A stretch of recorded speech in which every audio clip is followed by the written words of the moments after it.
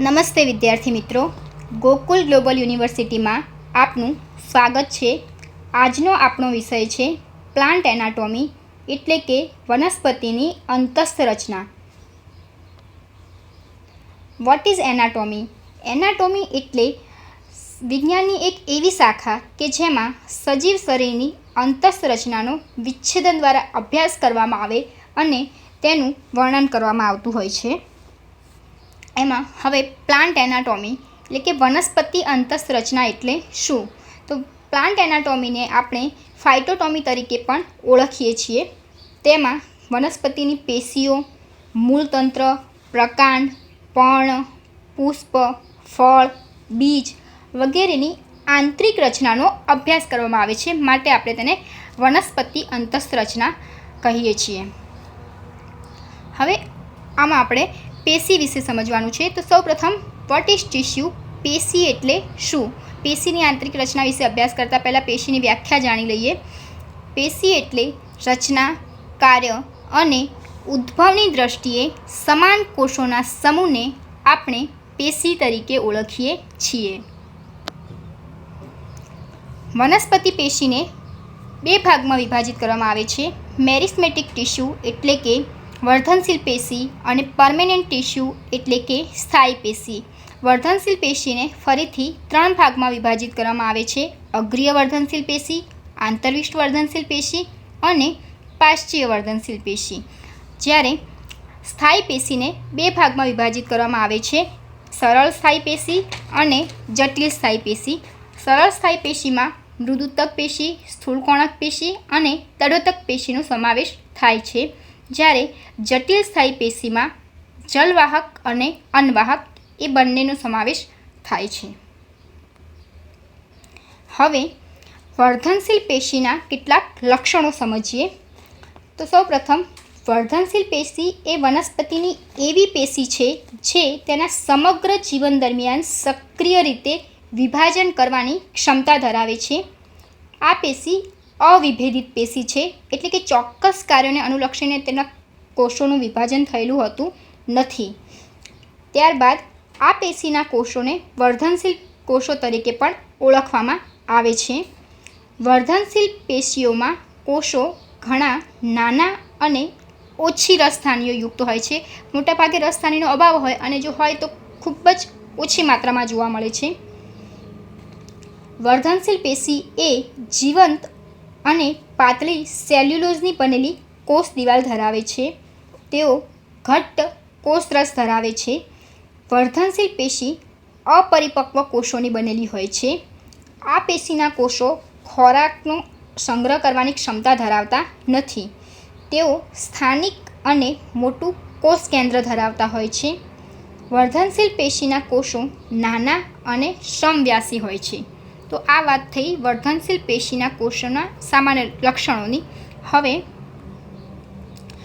વર્ધનશીલ પેશીનું વર્ગીકરણ. તો અહીં તમને સ્લાઇડમાં બતાવ્યું છે તે પ્રમાણે કે વર્ધનશીલ પેશીનું તેના સ્થાનના આધારે વર્ગીકરણ કરેલું છે. તો તેમાં સૌપ્રથમ એપિકલ મેરિસ્ટેમ્સ એટલે કે અગ્રીય વર્ધનશીલ પેશી, ત્યારબાદ ઇન્ટરકેલરી મેરિસ્ટેમ્સ એટલે કે આંતરવિષ્ટ વર્ધનશીલ પેશી અને નીચે બતાવી છે લેટરલ મેરિસ્ટેમ એટલે કે પાર્શ્વીય વર્ધનશીલ પેશી. હવે એમાં સૌપ્રથમ એપિકલ મેરિસ્ટેમ ટિશ્યુ એટલે કે અગ્રીય વર્ધનશીલ પેશી. તો આ પેશી જે ક્યાં જોવા મળશે? તો મૂળ અને પ્રકાંડના અગ્રભાગે આવેલી હોય છે અને પ્રાથમિક પેશી ઉત્પન્ન કરે છે. તેથી આપણે અગ્રીય વર્ધનશીલ પેશી તરીકે ઓળખીએ છીએ. તેનું મુખ્ય કાર્ય વનસ્પતિના અંગોની લંબાઈના વધારા માટે હોય છે, તે જવાબદાર હોય છે. ઉદાહરણ જોઈએ તો તે મૂલાગ્ર, પ્રરોહાગ્રની પ્રાથમિક વૃદ્ધિ માટે જવાબદાર હોય છે. ત્યારબાદ બીજું કે આંતરવિષ્ટ વર્ધનશીલ પેશી. તો આ પેશી પ્રાથમિક વર્ધનશીલ પેશીનું જ ઉદાહરણ છે. વર્ધનશીલ પેશી છે જે પરિપક્વ પેશીઓની વચ્ચે ઉત્પન્ન થાય છે.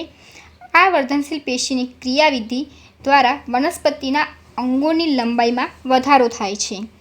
આ પેશી એકદળી પ્રકારના આંતરગાંઠના આધાર ઉપર હાજર જોવા મળે છે. એમાં ઉદાહરણમાં આપણે જોઈએ તો ઘાસ, વાંસ, સુગરકેન વગેરેની સપાટી પર જોવા મળી શકે. કેટલાક ઘાસમાં આ પેશી તૃણાહારી વડે ચવાયેલા નવા ભાગોમાં આપણને સ્પષ્ટ જોવા મળે છે. આ પેશી ટૂંકજીવી અને થોડા સમયમાં સ્થાયી પેશીમાં રૂપાંતર પામે છે. હવે અગ્રીય વર્ધનશીલ પેશી અને આંતરવિષ્ટ વર્ધનશીલ પેશી એ બંને પ્રાથમિક વર્ધનશીલ પેશી છે, કારણ કે તેઓ વનસ્પતિના જીવનમાં પહેલાં ઉત્પન્ન થાય છે અને વનસ્પતિના અંગોના નિર્માણમાં યોગ્ય પ્રદાન આપે છે. ત્યારબાદ ત્રીજું લેટરલ મેરિસ્ટેમ એટલે કે પાર્શ્વીય વર્ધનશીલ પેશી. તો પાર્શ્વીય વર્ધનશીલ પેશી વનસ્પતિના અંગોમાં પાર્શ્વ બાજુએ ઉત્પન્ન થાય છે. પાર્શ્વીય વર્ધનશીલ પેશીની ક્રિયાવિધિ વનસ્પતિની અંગોની પહોળાઈમાં વધારો કરવાનું હોય છે. હવે સૌપ્રથમ સિમ્પલ પરમેનન્ટ ટિશ્યુ એટલે કે સરળ સ્થાયી પેશી વિશે સમજીએ અને તેના પ્રકારો વિશે જોઈએ. તો સૌપ્રથમ સરળ સ્થાયી પેશીના કોષો સમાન પ્રકારના કોષો અથવા એક જ પ્રકારના કોષોના બનેલા હોય છે. તે એક સમાન કાર્ય કરે છે. સરળ સ્થાયી પેશીને આપણે 3 ભાગમાં વિભાજિત કરી શકાય છે. તેમાં સૌપ્રથમ કોલેનકાયમા સ્થૂળકોણક પેશી. તો સ્થૂળકોણક પેશી જીવંત યાંત્રિક પેશી છે. તે વધારે અથવા ઓછા પ્રમાણમાં લંબાયેલા અંડાકાર, ગોળાકાર કે બહુકોણીય કોષોની બનેલી હોય છે. તેમાં મુખ્યત્વે પેક્ટિનનું સ્થૂલન હોય છે. તે સિવાય સેલ્યુલોઝ અને હેમિસેલ્યુલોઝ પણ આવેલું હોય છે. મોટા ભાગે તેમાં આંતરકોષીય અવકાશ હોતા નથી. ક્યારેક સ્થૂળકોણક પેશીમાં હરિતકણ પણ જોવા મળે છે. આ કોષો હરિતકણ હોવાના કારણે ખોરાકનો સંગ્રહ પણ કરતા હોય છે. તેનું સ્થાન તો સ્થૂળકોણક પેશી સાર્વત્રિક હોતી નથી. દ્વિદળી વનસ્પતિના અધિસ્તરની નીચે આવેલ જોવા મળે છે. તેનું કાર્ય વનસ્પતિમાં વૃદ્ધિ પામતા અંગોને તણાવ ક્ષમતા પૂરી પાડે છે, એટલે કે નવા વિકસિત ભાગોને યાંત્રિક આધાર પૂરો પાડે છે. જેમ કે તરુણ પ્રકાંડ અને પર્ણના પર્ણદંડ હોય તો તેમને આધાર પૂરો પાડવાનું કાર્ય કરે છે. હરિતકણની હાજરીને કારણે સ્થૂળકોણક પેશીમાં પ્રકાશ સંશ્લેષણની પ્રક્રિયા પણ થાય છે. ત્યારબાદ પેરેન્કાઇમા ટિશ્યુ મૃદુતક પેશી. તો આ પેશી આદિ પ્રકારની પેશી છે. તે સૌપ્રથમ ઉત્પન્ન થયેલી પેશી છે. મૃદુતક પેશી અંગોમાં મુખ્ય ઘટકો બનાવે છે. તે જીવંત પેશી છે. વર્ધનશીલ પેશીમાંથી મળી આવતા પ્રથમ વિભેદિત પેશી છે અને સાર્વત્રિક પેશી છે. તે ફળોના ગરમાં મોટે ભાગે મૃદુતક પેશીનો બનેલો જોવા મળે છે. તેની કોષ દિવાલ હંમેશા પાતળી હોય છે. દરેક કોષ વિશાળ કેન્દ્રસ્થ રસધાની ધરાવે છે. તેથી મૃદુતક કોષોનું મુખ્ય કાર્ય ખોરાક સંગ્રહનું હોય છે. મૃદુતક પેશીના કોષો સામાન્ય રીતે સમવ્યાસી હોય છે. તેઓ ગોળાકાર, અંડાકાર, લાંબા અથવા બહુકોણીય આકારના પણ જોવા મળે છે. ત્યારબાદ મૃદુતક પેશીનું કાર્ય. તો મૃદુતક પેશી એ વિવિધ પ્રકારના કાર્ય જેવા કે સંગ્રહ, પ્રકાશ સંશ્લેષણ વગેરે કરે છે. તેનું મુખ્ય કાર્ય ખોરાક સંગ્રહનું છે. ત્યારબાદ ત્રીજી પેશી દળોતક પેશી. તો દળોતક પેશી એ યાંત્રિક મુખ્ય પેશી છે. તે મૃત યાંત્રિક પેશી છે. દળોતક પેશીના કોષો લાંબા, સાંકડી, જાડી દિવાલ ધરાવતા લિગ્નિનયુક્ત અને મૃત હોય છે. દળોતક પેશી એકદળી પ્રકારના અધિસ્તરમાં જોવા મળે છે. તેનું કાર્ય વનસ્પતિ અને વનસ્પતિ અંગોને યાંત્રિક મજબૂતાઈ આપવાનું હોય છે. દળોતક પેશીના આકાર, રચના, ઉત્પત્તિ, વિકાસ વગેરેની વિવિધતાના આધારે તેના 2 પ્રકાર પડે છે, જેમાં એક અષ્ટિકોષો અને બીજું દળોતક તંતુનો સમાવેશ થાય છે. તો અહીંયા આપણે સિમ્પલ પરમેનન્ટ ટિશ્યુ એટલે કે સરળ સ્થાયી પેશી પૂર્ણ થાય છે. ત્યારબાદ બીજો પ્રકાર જટિલ સ્થાયી પેશી. તો જટિલ સ્થાયી પેશી એક કરતાં વધારે કોષોની બનેલી હોય છે. તેઓને આપણે વાહક પેશી તરીકે પણ ઓળખીએ છીએ. જટિલ સ્થાયી પેશીના 2 પ્રકાર છે, અનવાહક પેશી અને જલવાહક પેશી. હવે સૌપ્રથમ આપણે જલવાહક પેશી વિશે સમજીએ. જલવાહક પેશી એ શબ્દ નેગેલી દ્વારા પ્રયોજવામાં આવ્યો હતો. જલવાહક પેશીનું કાર્ય પાણી અને ખનિજ ક્ષારને મૂળમાંથી પ્રકાંડ તરફ લઈ જવાનું હોય છે. જલોદભિત વનસ્પતિઓમાં જલવાહક ખૂબ ઓછી વિકસિત હોય છે, જ્યારે શુષ્કોદભિત વનસ્પતિઓમાં જલવાહક વધારે વિકસિત જોવા મળે છે. ઉદ્ભવને આધારે જલવાહક પેશીને પ્રાથમિક જલવાહક પેશી અને દ્વિતીયક જલવાહક પેશીમાં વિભાજિત કરવામાં આવે છે. સૌપ્રથમ પ્રાથમિક જલવાહક પેશી. તો પ્રાથમિક જલવાહક પેશી વાહિનીકરણ દરમિયાન પૂર્વ એધામાંથી ઉદ્ભવે છે. જલવાહક પેશી જે પહેલાં સર્જાય તેને આપણે પ્રાથમિક જલવાહક કહીએ છીએ. એમાં વિકાસના આધારે ફરીથી તેને બે પ્રકારમાં વહેંચી શકાય, એક આદિદારુ અને બીજું અનુદારુ. તો આદિદારુના કોષો અનુદારુની કોષોની સાપેક્ષે બહુ નાના હોય છે. પહેલાં બનેલા જલવાહક ઘટકોને આપણે આદિદારુ કહીએ છીએ, જ્યારે પછીથી બનતા જલવાહક ઘટકોને આપણે અનુદારુ કહીએ છીએ. ત્યારબાદ દ્વિતીયક જલવાહક. તો દ્વિતીયક જલવાહક વૃદ્ધિ દરમિયાન વાહક એધામાંથી ઉદ્ભવે છે. દ્વિતીયક જલવાહક પેશીમાં આદિદારુ અને અનુદારુ જેવું વિભાજન જોવા મળતું નથી. હવે દ્વિતીયક જલવાહક પેશીની વાત પૂર્ણ થઈ. જલવાહક પેશી 4 ઘટકોની બનેલી હોય છે. તો તેમાં 4 ઘટકોમાં સૌપ્રથમ આપણે જલવાહિની કી વિશે સમજીએ. તો જલવાહિની કી જલવાહક પેશીના પ્રાથમિક સંવાહક તત્વો છે. જલવાહિની કીના છેડા અથવા શુંડાકાર અથવા ફરસી જેવા હોય છે. મોટે ભાગે જલવાહિની કીમાં પરિવેશિત ગર્ત હાજર જોવા મળે છે. જલવાહિની કી એ એક પ્રકારના મૃત અને લિગ્નિનયુક્ત કોષો છે. જલવાહિની કી એ ત્રિઅંગી, અનાવૃત બીજધારી અને કેટલીક આવૃત બીજધારીઓમાં પણ જોવા મળે છે. જલવાહિની કીમાં જલવાહિનીમાં સ્થૂલનને આધારે તે વલયાકાર, કુંજળાકાર, સોપાનવત, જાલાકાર અને ગર્તમય રચના હોય છે.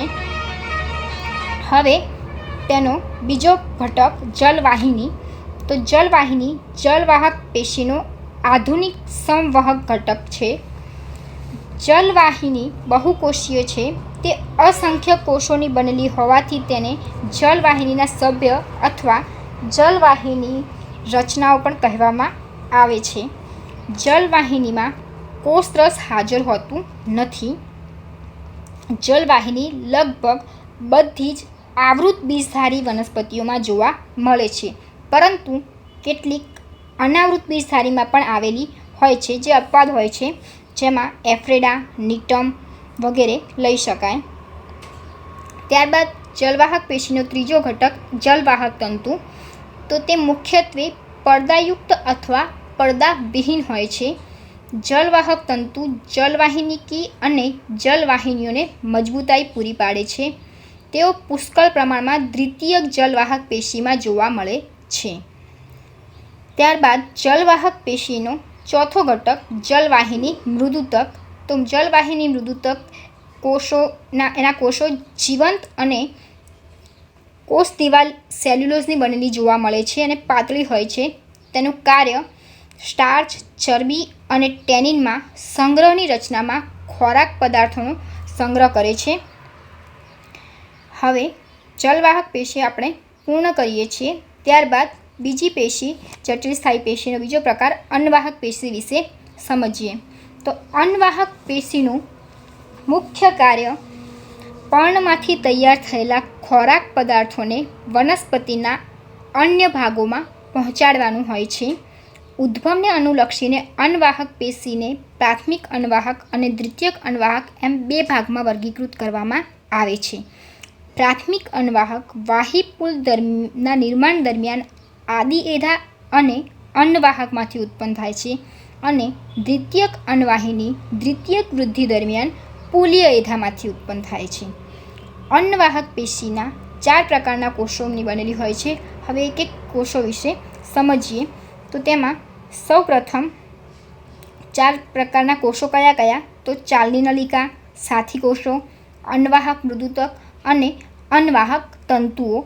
તેમાં સૌપ્રથમ ચાલની કોષો.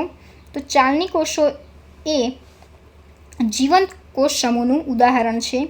ચાલની કોષો ને બીજા શબ્દોમાં ચાલની નલિકાઓ તરીકે પણ ઓળખવામાં આવે છે. ચાલની નલિકા એ લાંબી, નલિકામય, આયામ રીતે ગોઠવાયેલી અને સહાયક કોષો સાથે જોડાયેલી રચના હોય છે. ચાલની કોષો અને ચાલની નલિકાઓ જીવંત અને પાતળી દિવાલવાળા હોય છે. ચાલની નલિકાનું કાર્ય સહાયક કોષોના કોષ કેન્દ્ર વડે નિયંત્રિત થાય છે. તેમાં બીજા પ્રકારના કોષો એટલે કે સાથી કોષો. તો આ કોષો પાતળી દિવાલવાળા, જીવંત, ખાસ પ્રકારના મૃદુતકીય કોષો છે. તેમની આયામ દિવાલમાં રહેતા ગર્ત દ્વારા ચાલની નલિકાના ઘટકો અને સાથી કોષો એકબીજાના સંપર્કમાં રહે છે. ચાલની નલિકા અને સાથી કોષો બંને એક સાથે જ ઉત્પન્ન થાય છે. તે બંને એક માતૃકોષમાંથી ઉત્પન્ન થાય છે, તેથી તેઓને આપણે સંતતિ કોષો પણ કહીએ છીએ. સાથી કોષો ફક્ત આવૃત બીજધારી વનસ્પતિમાં જ જોવા મળે છે. ત્યારબાદ અન્વાહક પેશીમાં ત્રીજો પ્રકાર અન્વાહિની તંતુઓ અથવા કાષ્ઠ તંતુઓ. તો આ તંતુઓ અથવા કોષો જે દઢોતક કોષોના બનેલા હોય છે. આ કોષો વધારે લાંબા, તીક્ષ્ણ છેડાયુક્ત કોષો ધરાવે છે. આ તંતુઓ ચાલની ઘટકોને યાંત્રિક આધાર પૂરો પાડે છે. પુખ્ત તંતુઓ તેમના જીવરસને ગુમાવીને મૃત્યુ પામે છે. ત્યારબાદ તેમાં ચોથો ઘટક અન્વાહક મૃદુતક. તો અન્વાહક મૃદુતક લાંબા, નળાકાર, જીવંત અને ચપટા પાતળી દિવાલવાળા કોષો છે. તેની દિવાલ સેલ્યુલોઝની બનેલી હોય છે અને કોષોની વચ્ચે આવેલા કોષરસ તંતુઓના સેતુઓના લીધે ગર્ત ધરાવતા હોય છે, ખાડા જેવી રચના હોય છે. તે ખોરાકના દ્રવ્યો અને વિવિધ પદાર્થોનો સંગ્રહ કરે છે, જેમાં ઉદાહરણ તરીકે આપણે રાળ, ક્ષીર, શ્લેષ્મ વગેરેને લઈ શકાય છે. આમ અહીંયા આપણે વનસ્પતિની અંતઃરચનામાં પેશી, ત્યારબાદ પેશીના પ્રકાર, વર્ધનશીલ પેશી વિશે સમજ્યા અને જટિલ સ્થાયી પેશી વિશે સમજ્યા. Thank you.